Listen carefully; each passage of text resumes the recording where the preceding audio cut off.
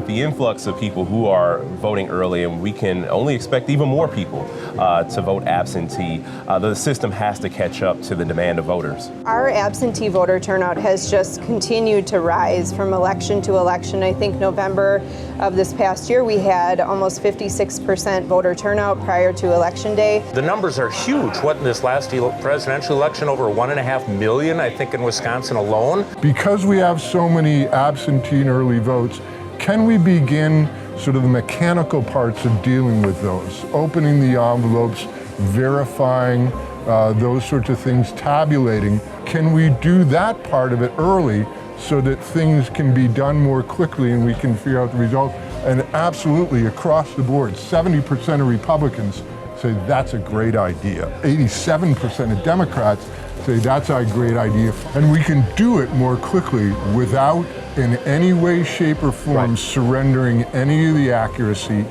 any of the integrity, any of the safeguards that have been putting in place to make sure that things are done accurately. Of course they can do it in a way that before we all have to go to sleep, we actually know what the results are. This last election, we counted over 108,000 ballots. I mean, that took us until about 3:30 in the morning. By law right now, cannot do anything until the polls open at 7 a.m. So I just want you to imagine what it's like to start on Election Day at 7 a.m. with 100,000 ballots and having to process those. You're going to have late election results, especially in places like Milwaukee County, if we don't find a way to come in to today. The reality is our polling results now show very strongly that we need to change when absentee ballots need to be counted.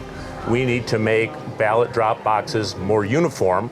And those are things that the legislature needs to consider if they want to make sure the voting public has more confidence in our electoral process.